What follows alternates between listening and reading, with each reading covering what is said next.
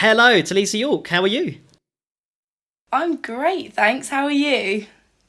Not too bad, not too bad. Thank you for being with us today. I must admit, I've mixed so much of your stuff and heard so many things about you, and sort of heard you playing every week during the Clap for the NHS. It's like I kind of feel like I know you already, which is quite strange. So I'm finally talking to you. Yeah, no, I mean, me too. I've heard so much about you. Now we finally get to meet. Which is good. Which is hopefully once we're back in a normality of the world, we can actually do like some sort of band related barbecue stuff, or actually exist as we're supposed to in the world. But yeah, we'll get there. We'll get there. So can you tell us a little bit about yourself and what your story has been so far? I know you have a lot probably to say because I'm very impressed. Yeah, no, so I'm 20. I've just finished my first year at uni, which is nice. I study psychology at Bournemouth, so nice on the beach. But it's been quite strange starting, obviously, my first year at uni and then finishing it off in my bedroom. It's quite odd to finish back at home. But yeah, so that was an interesting one. I've been playing the saxophone for nearly 10 years now. It's gone very quickly, I've got to say, like a very quick time. But yeah, I picked it up during school and just kind of carried it on, and then decided to take a gap year before uni to just pursue my music career for a bit, because it kind of took a bit of a backseat during all my exams. So I just wanted to take a year out and just see where I could go with it, really. That is amazing. I always, whenever I think that, it's like 10 years. It's like, people who play, I don't think people appreciate the amount of time that musicians spend actually like honing their craft. Literally. It's a lot of work. No, very true, very true. It is a lot of work. It's kind of like, I suppose that's because I dabble with a bit of guitar, a bit of piano, and then I write music. So I suppose I come at it from a composition point of view. But I am not a player. I cannot play, and I'm very much like the techie computer guy kind of thing. And whenever I'm sort of in a studio, or if I'm sort of seeing someone play, I was going to come on to sort of say this later on about the sax, but I think I wrote some parts for like it would have been for tenor sax at uni, like in Sibelius. So it sounded terrible, like we were doing like a Mancini kind of big band thing. But I think the first time I really saw, like, I was probably about 23, 24, and it was my birthday, and we were out in the West End, and I sort of stumbled into Ronnie Scott's for the late night show at about 2 a.m. And this guy, I just couldn't believe. I'm sort of putting my coat in the cloakroom, and I just walked in. I was like, "Wow, that is like, it's such a versatile instrument, isn't it?" Yeah, I mean, you can just play so much on it, which is, I think that's why I fell in love with it, because I can play so many different genres on it. Like, you can't ever really get bored, because there's always something new you can try. And yeah, I mean, I just love it because of it's so versatile.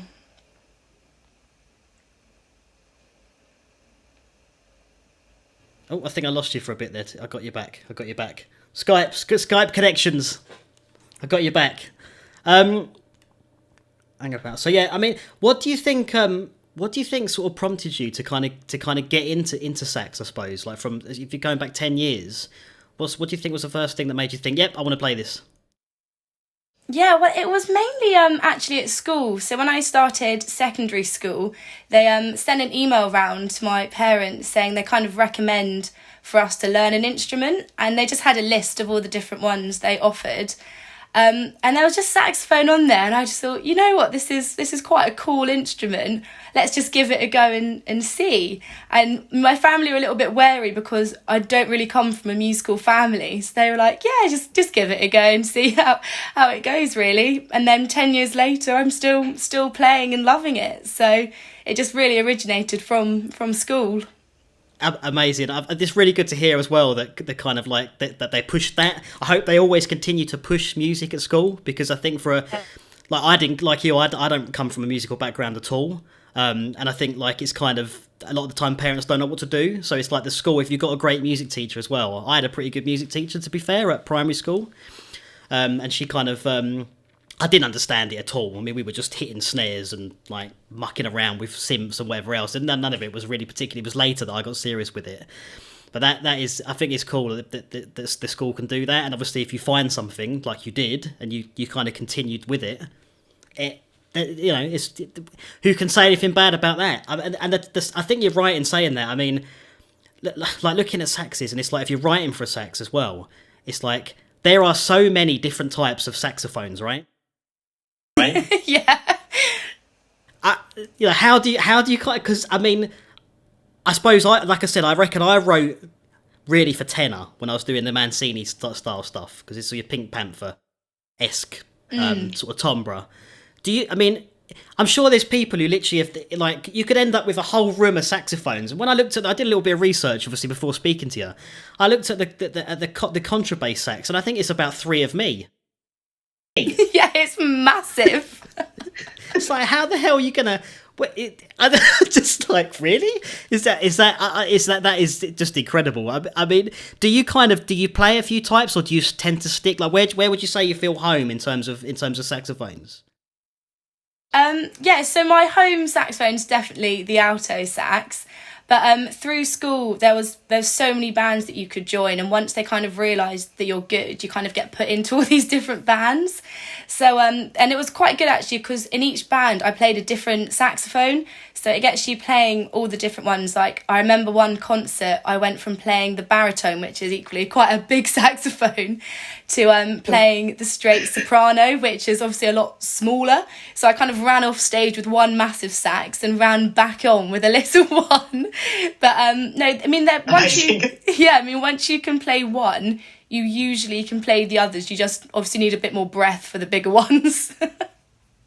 See, I looked at that and thought, that can't be a thing. Like, surely this is photoshopped. Yeah, because I mean, I don't think it's that common. I could be wrong. No, I mean, there wasn't one at my school. Yeah, absolutely. But I think the alto, I mean, I suppose when I was because I kind of got all the sample libraries, and I'd sort of play all these different sounds from choir to, like, you learn about all the different articulations and all the different playing styles. And I suppose the first, like, alto choirs, when I first sort of played, it was a female alto choir patch in, like, a weird sort of alien trailer that I was doing. And I was like, wow, that's the range. Like, I like that range. It kind of covers you. It's just up from middle C, isn't it? You get enough of enough octaves, if you like, to play around. So I can see why that would be kind of the one to play. And I suppose you can transpose, can't you, all over the place? You know, so it's. Do you have to do that quite a lot? Do you think, if you're like preparing parts? Yeah, like sometimes when I've done sessions, people have wrote out some sax parts but haven't realised, like, it be saying the wrong key, because, like, my sax is E flat and, like, others can be in different keys. So, or, like, sometimes they write it for another instrument and just expect it to be in the same key, which it's not. So yeah, there has been some transposing I've had to do, but I usually play quite a lot by ear rather than reading music. So usually, like, they kind of just have it written, I can just kind of hear it a bit and just play from that. So it doesn't usually take me too long, but yeah, there has been a couple of times where I have had to transpose some pieces. Yeah, and the whole I just couldn't get I mean, I kind of I can mock out stuff in Sibelius, but yeah, I've got a friend who kind of makes it correct, if you like, because obviously notes written sound differently, stuff like that. So that was fun getting my head round, but I think it's really important to know this stuff, and I think, again, that's the thing. It's not just you playing the instrument. It's about being aware of. It's just hard work. It's amazing. Like, it's the amount of times that it takes, not just playing it, but understanding where things sound, as against where they wrote. How do I come in at different places? Which I suppose kind of leads me into Skyquaker's Queen Kong. Oh yeah. Oh yeah. Gosh, that track. It's good fun. I mean, I remember when I left, the last comment I got from the studio from George was good luck, because the session was just insane. I mean, it's some insane amount of tracks, and it wasn't my session. It was all over the place, and as I kind of worked my way through it, and then I really got to your parts, it was like, okay, well, this is incredible. Like, this really, because Skyquaker Steve, he kind of said, like, I want to put saxophone in it. And at first I didn't know where he was coming from. I couldn't sort of I was like, look, just go and do it, and let's have a listen to it. And I got it back. I was like, yep. That was a good move. That worked. That was like the way forward. But I mean, how did that come about? How did that conversation with Steve come about? Yeah, so it was quite a coincidence because I work at a recording studio as a videographer, like videoing bands and then editing their music videos. And I was just at the studio one day, and I think it was just after I'd finished filming a singer, and the phone rang. So I answered, and it was Stephen, and he was just asking on the off chance if we knew of any sax players. And I was like, oh, it's a bit random, but weirdly, you're actually talking to one. So we got chatting for, it's probably about a good hour, actually. And yeah, he was just like, I'd love you. Yeah. So I'd love you to come and play some sax on our latest track. So, of course, I said yes, and it just kind of went from there, really. Incredible. I mean, it works so well. And I know it was kind of telling you to really be experimental with it and kind of that real syncopated like the performance that you gave to the track. It just works so well. And a little secret that I don't think anyone actually knows about this except me and Steve, but during the mix it became quite a contentious subject because there's one part kind of towards the end of the track where Ben, who's done so many guitar solos, it was just insane. And I was kind of like riding you up in terms of the volume, you know, and then it's like, and Ben was sort of following you.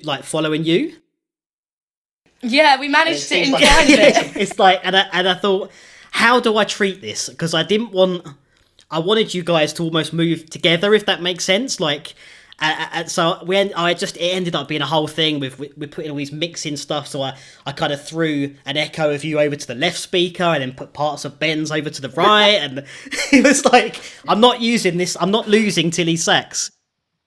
You know, I'm keeping this basically. Oh, it's brilliant. Incredible. So, I mean, was that? Would you say that was kind of? I mean, I suppose how do you think it works from your perspective of working with bands? I mean, obviously that was an invite to come down and record. Did he kind of send you the song, or was it a case of just turn up and go?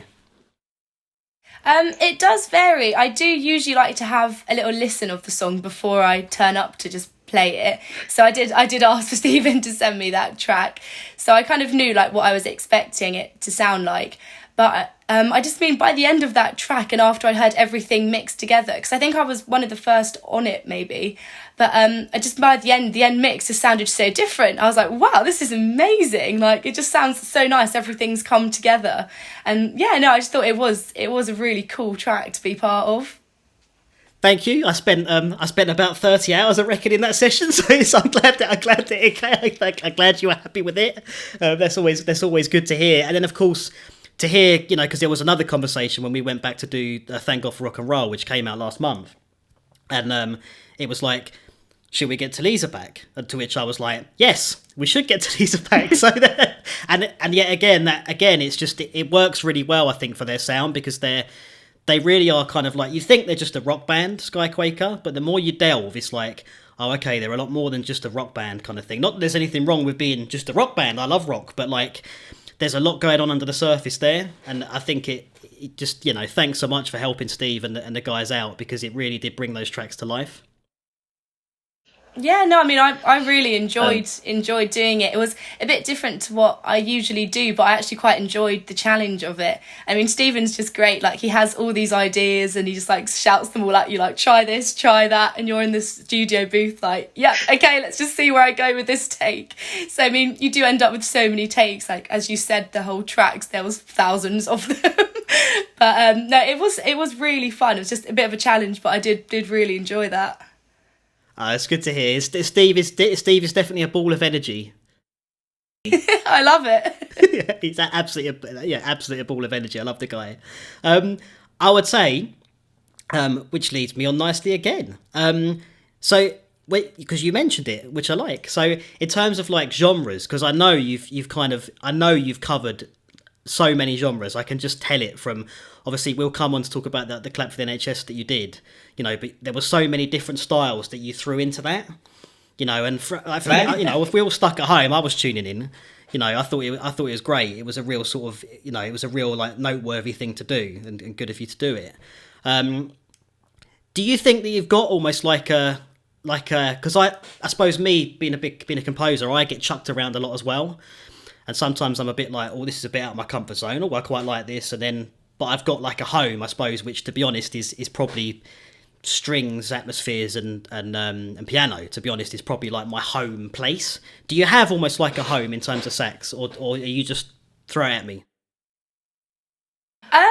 I mean, I think 'cause I just like playing so many different genres, which I think is quite an important part to be as a session sax. Like, you need to be pretty versatile. Like, you can't just pick and choose what you want to like specialise in as such. But I say I do really enjoy playing jazz, which is great. Like, I've played quite a lot of jazz in the past 10 years, which has always been really fun, and you can get some really good like different sounds coming out of your sax with jazz. But equally, I do also quite enjoy pop, which I think was what got me keeping going in the saxophone during school, because I mean, I did like doing the grades, but I also liked playing songs that I actually knew. So I kind of always would turn up to my lessons like, right, I want to learn this song. I heard it on the radio. I was like, I'm going to make a sax part for it. So can we do this instead of my grade? So, I think the pop definitely was a big impact on that. I could play pop songs on the saxophone, which kind of kept me going through it. And like from that, I've really enjoyed from this lockdown and a bit of last year, starting to learn some club mixes. So, I mean, I think I just like so many different genres. I wouldn't say I have a complete home genre yet, but I couldn't tell you a genre that I don't really like. So a true music lover, absolutely. It gets like that, doesn't it? It's like you sort of like take a little bit of everything. But I must admit, I do hear you with the jazz. I mean, I don't know why I haven't been back. I could be in the West End in like 15 minutes, and it's like, why don't I go down there, kind of thing, But I must admit that I think that's where a lot of the real experimentation, all the rasps and the sort of the bends and the really starts coming through in jazz, and it's kind of almost like, and I suppose the improv of it as well, right? Like, you never know with jazz what you're gonna get. Yeah. No, I think that's what I like about jazz so much, like, and especially performing it, because usually I play quite a couple of like Sunday lunch jazz style gigs, and I mean, obviously I rehearse all my songs, but when I kind of perform it, all my improvisation just like slightly different to what I've rehearsed, which I love it because it can just go any way each time I play it. Like, I never have a set like improvisational 8 bars. It just kind of comes and something different will happen each time. I mean, it always works out, and it's just really nice to explore all the different notes and, as you said, riffs and rasps and everything on the sax in jazz, because you can just go down so many different routes, and just through performing it you get a bit of like energy, and it just all comes out really well. Absolutely, and I think it is definitely a I think to me that's where the I mean, obviously you've got all the chords, all those band sevenths from the classical world, but I think that definitely there's definitely some beauty in jazz with that for me, and I think it's like you could go and see. I suppose it's the same with classical. You go and see, different parts of repertoire by different performers, and it's always slightly different. But I think really if you're going, I mean, and I do like those late night shows. I did it in New York as well. I did the kind of jazz circuit in New York about 5 years ago. And you just walk into all these different dive bars, and there's just some crazy stuff going on in them. I tell you, you've got to go to. If you've been to New York, I haven't. I would actually love to go though. It sounds amazing. It's just because there's loads of them in one area, and for the life of me, and I'm going to get shouted down for this, I cannot remember. It's famous for comedy and jazz in New York. And you just jump between all these different bars, and there's loads of different stuff kind of going on. It's incredible. I would honestly check it out. I think there's something edgy about that low light, sort of dark 2 a.m. jazz, right? Yeah, no, it is so cool, so cool. Absolutely, I love it. And I think as well, I mean, because I know you play a little bit of guitar and do some singing as well. Oh. Yeah. Which I couldn't leave out. Yeah, no, I'd say that came about definitely after I started learning the sax. I mean, I released a charity single, I think it was about 2016, on the guitar and singing, which went down well. But I mean, I'd say my primary instrument is definitely the sax. But there has been some sessions where I've turned up as a sax sessionist and ended up also doing some backing vocals for them, which has been quite fun, just a bit of an experiment. But yeah, no, I do have that on the side, but I do mainly gig in alto sax. Absolutely. No, and by the way, you're very modest there, which did well. I mean, raising 3,000 for charities. I would say did very well. And for a lovely personal cause there as well. I did notice that. Oh, thanks. But I think it's definitely, you know, I think it helps to play. Obviously, going from like piano to guitar and bass, it's kind of the same because it's all in semitones, and you know you can kind of move between them fairly kind of easily, I suppose, to a point. But I think it definitely helps. Would you say it helps? Do you think that if you kind of know a bit of guitar, you can do some singing when you're then performing? I suppose you can hear everything working together better. Would you say that's true? No, yeah, definitely. And I also find with like being able to sing, I usually find if I can sing a song, I can play it on the sax. So that's quite useful when I'm at a gig and someone, say, gives me a song request. If I know the song and can sing it, I'm like, yeah, I mean, I should be able to play that on the sax. And it has pretty much so far worked out that way. So pretty good musical ear on that sense. But yeah, no, I mean, I think I just went for the guitar and singing for a bit because I wanted to also sing, whereas with the sax, you obviously can't sing and play. But yeah, I'd say having all those instruments, it did help to kind of figure your way out through different bands and where your part interlinks with others. Absolutely, I think it's good you say, because I mean I love what's wrong with my brain today, Mike? Talking of saxophones, it's the Logical song. I'd have to send it to you. You'll know it when you hear it. Yeah. You'll know it when you hear it. And I remember one of my lecturers like years ago was almost like, we need to bring sax back in music. What's happened? Where's the sax gone from the music? And I think it's so true. There's definitely the 80s was just full of it and it was incredible. And then we had bits of it in the 90s in the pop. But yeah, I'm all for bringing back those sort of those lyrical jazzy kind of sexy performances without question. So I think it's great that you're exploring these things, and I suppose for me, you know, being able to kind of support that, it makes me feel good as well. I'm always happy when people are in the studio, so that's our role in the world, is to continue commissioning musicians. Literally. This one might be a bit of a hard one, because I know as well you mentioned you took a gap year. And I was reading through and I thought, wow, okay, so you've been doing weddings, and like I've seen you doing street performances on YouTube and Instagram and things like that. You know, even, you know, literally in your street at times. You know, and then I know you did like the Pizza Express, but you also were in New Zealand and Ibiza. Oh yeah. And I must admit that is like, this is a difficult question in the sense that, because not only have you played in all these amazing venues, but you've also sort of almost toured to a sense on your own kind of thing, which is really cool. Do you have like a standout, I suppose, venue that you, or venue or a place? For performing? I'd say in the UK, I did really enjoy that Pizza Express gig at the Pheasantry in Kings Road. That was definitely one of my favourite all-time gigs, because it's just such a nice venue. Like, it's known for a jazz club, so being asked to play there and then being asked back to play again with this band was really, really honouring. So that's probably one of my favourite UK ones if I had to pick. But one of my favourites in Ibiza, I played at a 40th in a villa which was overlooking Ibiza town, and I just remember playing some really chilled Ibizan songs in the sunshine, like standing by the pool at this 40th. Like, this is amazing. Like, I've done my gap year, here I am playing in Ibiza. So I was like kind of living the dream for a little bit on that. Absolutely. I mean, did you literally just almost find impromptu like opportunities to perform while you're out there? Yeah, I mean, the Ibiza one I did have booked like before I flew out, but Yeah, no, it was all organised, that one. And then out there, I think I did a little bit of busking for a bit, which was quite nice, just also in the sunshine by different harbours. So, yeah, no, it is quite impromptu, some of it, and especially New Zealand. That was definitely my most impromptu kind of gigs, because I knew I had Ibiza lined up after I came back from travelling, and I'd had like other gigs before and had other gigs after. So I realised my saxophone was not going to fit in my backpack. So I had to make the decision not to bring my sax to New Zealand. But I did actually still get some gigs in New Zealand. So I started off in hostels because that's where we stayed each night. But there would always be just guitars scattered round. And sometimes on like a rainy day, I'm like, oh, let's just pick up the guitar, like I can play a little bit.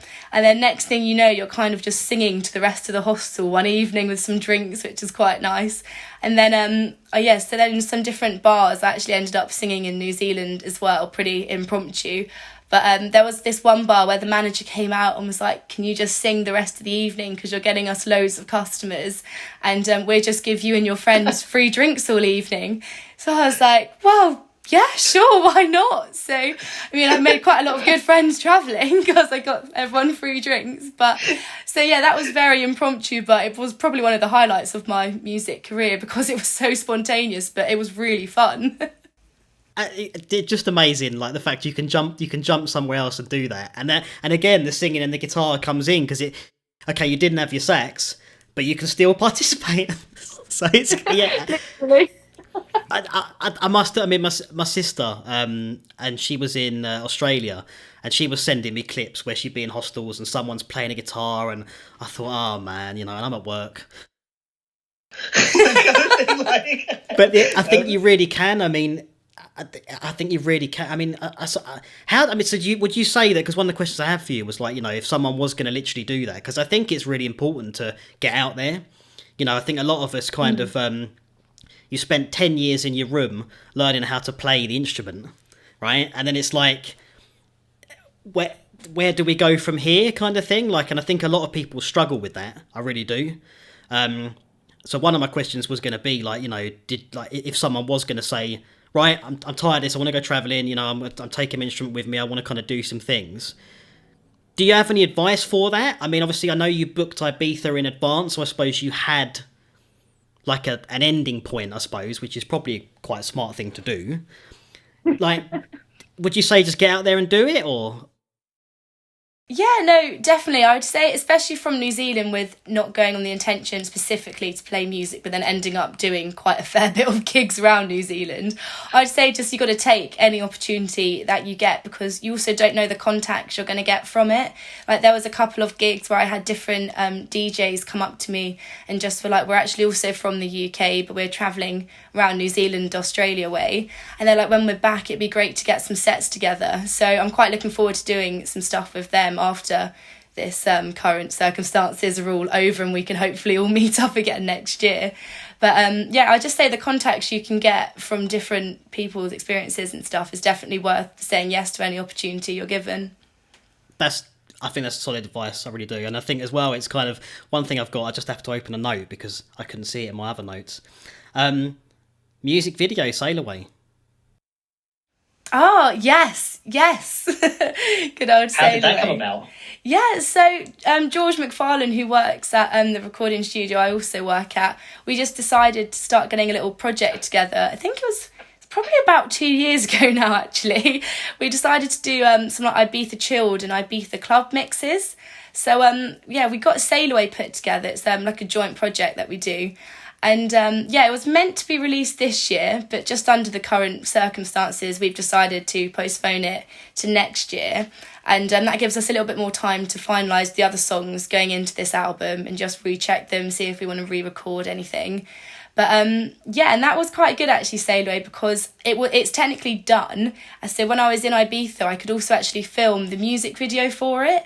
So that's quite exciting to get. I'm looking forward to getting a promo out probably later this year or early next year, ready for the summer of next year.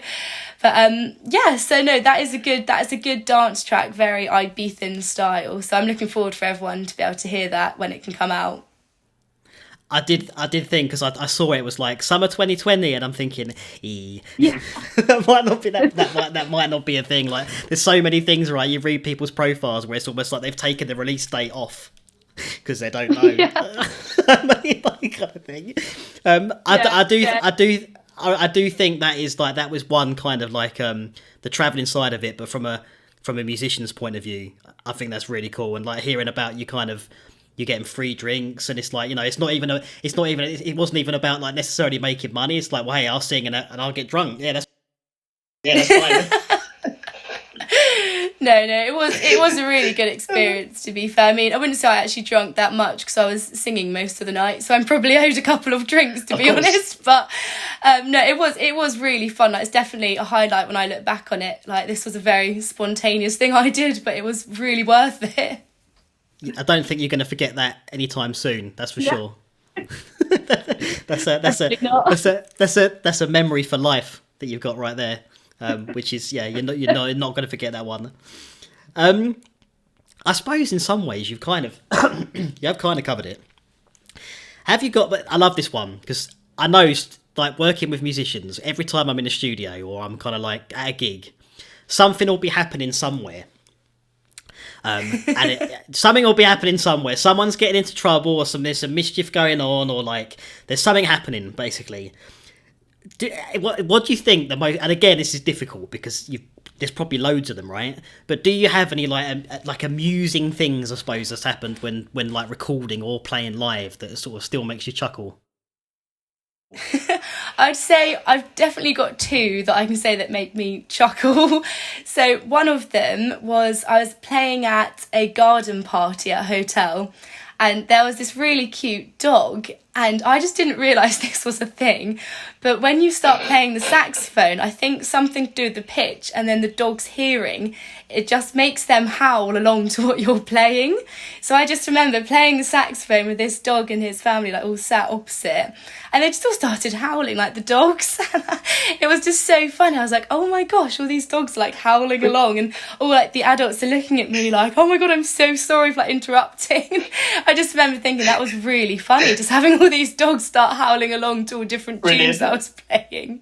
So that was definitely one of my quite funny moments I've had. But my other one, which I do have to mention because it was only maybe 2 weeks ago that I actually found this one so funny, was when I was playing one of the NHS clap performances, the last one. I decided to do a song after it, just it's like a more upbeat, uplifting song just for my neighbours that were still watching. And it was actually more of like a club remix kind of song. I just wanted to try it out because I'd been rehearsing it a little bit. So I was like, oh, I just play this for my local neighbours and just see what they think. And I just remember getting halfway through to this really like swaggy song, and I just see coming down my hill about 20 pensioners with their walking sticks and everything dancing, and they're all just dancing down this hill, clapping and waving.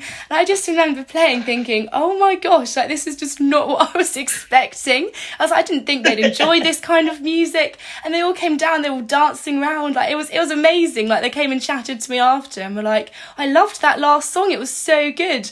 And I was just in shock. I was like, wow, this is a pop song, like it's more for clubs, but here you are absolutely loving it. Like that was really funny. I just remember laughing while playing this song, like this is really surreal. Brilliant. They will. I tell you, they'll surprise you, old people. I tell you, they will surprise you. You know, some of the things you hear is just incredible. But that really was. Because I think you first put it on Instagram, and I think I probably couldn't sleep, which is a thing. And I was scrolling through, and it's like I'm doing saxophone. Like, send me in a request. And you didn't do mine, but I won't. You know, it's fine. I won't hold you to. You know what I mean? I won't hold it against you. Next time. But I thought like that is, and I tell you another thing I saw, was the chap in Italy on his balcony, and he got his did you see it with the My Heart Will Go On?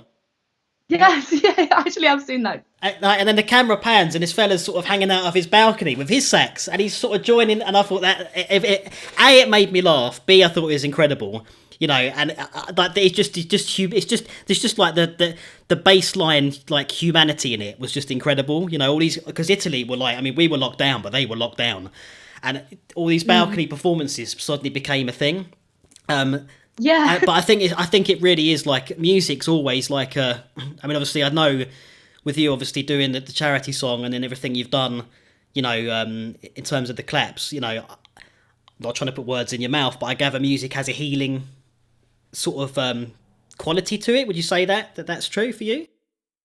No, definitely. I think it's just nice to kind of escape a little bit in music, which is kind of why for each of my clap performance songs I tried to do a slightly different genre for each one, just so it kind of fitted at least someone different each time. And I'd definitely say it's quite a nice escape mechanism. Like, you can just sit and enjoy the music, or like for me, I just quite enjoy playing the music. So and I had some really nice feedback from all my clap performances. Like, they've done pretty well over social media. I think one of them got like 4.8k views, which is quite a lot for my little music page. But it's done well. I've got quite nice messages from different NHS key workers that I didn't actually know, but they've seen my video and messaged me saying how lovely it was. So it's just nice to feel like you can have a bit of a positive impact on someone else when you can't really control much of what's going on currently, but you can control about like where your music's going and what it's doing. Absolutely, you see that time and time again. I think throughout history, if you look at it, music and art, no one particularly maybe it's a personal view, but I feel like people don't value it perhaps as much as they did. But it's always there. People are always going to want to be entertained, moved, and stories to be told. But it really was. I mean, I remember on my phone, I had the Twitter kind of bell on for when Boris Johnson was going live, because I wanted to sort of know what was going on. But equally, it's like, how about I've got to go, Tilly's live. So it's like, for me, it was a real sort of like, I look forward to it because it just gave me that kind of. I think it was just a nice break up for we all stuck at home, You could just tune in, listen to some music, and just chill out. So I think I can see. I'm not surprised that some of them got kind of 4 and 5,000 views, and they'll probably continue. You tend to find those sorts of things. Once you've done those sort of stamps in time, they sort of stay with you. No, definitely. I mean, I've had some nice comments from my neighbours because I've been rehearsing such a variety of songs. They all kind of listen like, right, can I have a song request? So I've had some texts from my neighbours who live next door to me, like, can you play this one next? Because we're out in our garden enjoying the live music. So that's been quite fun, having some like private concerts from my garden to my neighbours. But I mean, they've been very mixed, all the different set lists. Like, we've gone from very slow jazz to a very quick upbeat club mix, but they've all liked it. So it's been eclectic over time. Yeah. But then people never know as well. It's like, as you're saying, you were surprised by your sort of clubby Ibiza kind of one. Yeah, it got people actually out of their garden kind of thing. So I think you until you throw something out there, you never know the reception that you're going to kind of get from it. Yeah, I mean, I might add that to my set list when I start playing around these different places, see what they think. Why not? Absolutely, just throw it in there. And then, what was that song you play? That's mine. You can. But surely, in a way, I mean, that's something I suppose that I hadn't. That's only just come to. I'm like this thing has come into my brain, but I suppose that's a really good way. If you are going out and you're performing, say at weddings, or you're performing like anywhere, if you just drop in something you're actually working on, it gives you almost an opportunity to sort of test it before you perhaps develop it or release it. Yeah, no, I do, because I do quite a lot of busking as well. Like, I did quite a lot of busking last summer. So that was quite a nice way to just practice some set lists and just see like what songs flow quite well into others and what didn't as much. And just chucking in some new stuff that I'd be learning, or just trying something new, or trying a new song request and realising there's no pressure because you're just busking. So I definitely say busking actually was a really good thing for me to do, actually, just figuring out what works and what doesn't work, but all in quite a chilled environment, just playing out to the streets, really. Absolutely. No, I think it's. I mean, when would you say you started busking? Literally only in my gap year I decided to start it, because music really did take quite a bit of a backseat during my A-levels, just because all the stuff you have to revise for and everything. So I knew after I'd done my A-levels I wanted to just take a year out and focus on my music. So I enjoyed it so much, and I did still play through my A-levels, but just not as much. So I knew, like, after I've done this, I want to really push it and get gigs and everything. And also, when you're busking, you actually can pick up a fair amount of gigs. So I've picked up a couple from busking as well, which is always quite nice, just to get a bit more exposure and everything. But really, I've only been busking, I'd say, maybe for 2 years-ish, something like that. I can see that, because there's one conversation I had with Steve where I almost wanted another crazy conversation I've had with Steve. It was almost be cool to put like a little project together purely with buskers, like go out, find buskers, and then do like a almost like a band purely of buskers. I just think it'd be a really cool thing to do. But apparently it's already been done, but you know. I mean, maybe again. Just repeat and go for it again. Do you think, obviously we're touching on, I don't want to turn this into like a COVID-19 chat, because that's kind of not what it is, but we kind of have to talk about it because it's happening, or it's hopefully we're starting to come out of it now. So obviously I've heard that a few times now with the whole university thing, and you know, I haven't forgotten what that was like. I mean, you say you say you're in your first or second year? First year. First year. So it's like, I couldn't imagine having to do that at home. So I suppose that's been your first challenge, right? Yeah, no, it was quite strange, like, 'cause obviously I'd taken my gap year, so I was ready to go to uni and like kind of learn again and just do my own thing, like move out of home. And it just feels very quick, like I don't really feel like I've been away for very long, and then finishing like my first year back at home, it's very surreal, like it is really, really weird, but I mean, just kind of have to get on with it, really. Absolutely. I mean, what's your first thing you're going to be starting doing once you're out there, once we can leave a bit more? Oh, I mean, to be fair, I actually really have missed busking, so I'd definitely like to go back busking again. Like, I just really enjoy like getting some song requests and seeing if I can play them or not. So I definitely get back busking, and yeah, I mean, hopefully get my gigs back on. I mean, a lot of my gigs have been postponed till next year, which I mean, it's a bit annoying, but I mean, at least they're still going ahead, and it's understandable as well. So, but yeah, I mean, it'd just be nice to see some family and friends, I think, after when we're allowed to leave again. Absolutely. I think for me, it's first thing on the agenda is a barbecue. Yeah. I haven't had a barbecue. It's like middle of June and I haven't had a barbecue. What's this? This not correct. No, I agree. A barbecue and a pub, I think, for me, you know, and a gig and back into the studios, I think, as well. I just get back out in there and sort of, you know, I suppose this was my way of dealing with this from my side. It was like, I'm starting a podcast. I'm going to start talking to people. I think it's great. It's really, really cool. Absolutely. But so you've got your Instagram, which I'm going to link. You've got your Facebook, which I'm going to link. You've got your website, which I'll link. Yeah, but I've got a YouTube as well, which, I mean, all my platforms are Talisa Yorke Music. So, yeah, pretty much any platform I'm on that. Smart move. Make it all the same, so people know what. Everything is the Make it same. literally all the same. And I suppose just you know, I do look forward to hearing Sail Away, because it was one of those things. It's like I've got projects on hold as well, and it's like, Yeah. you know, so I'll be listening out for that without question. Do you have anything else you would like to add, Tilly?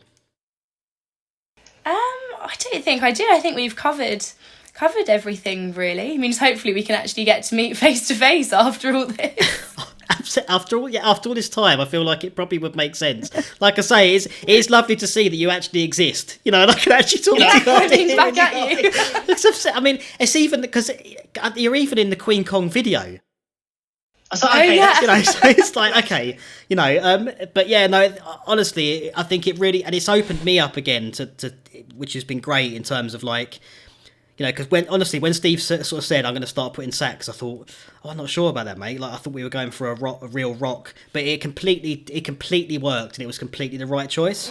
So I think for me, what I took really from all that was like, let's start getting a bit more experimental. Let's start seeing, because I think it just works so well. It really sort of helps to really drive the track. It's like it's a force basically that's not to be reckoned with. No, I do love these tracks, because Stephen's just go wild on them, just do a load of takes, just play something different each time, go really crazy. And it's quite a good way to experiment, really. So I said I did really enjoy working on both these tracks. Absolutely. Well, I'm glad he does that. I mean, he also, you know, he knows he hasn't got to mix it, but yeah, luckily, when I say luckily, I love mixing them. It's great. It's just always that. It's always that balancing act of like. It's always a problem when you've got sort of like really great like players. You do not want.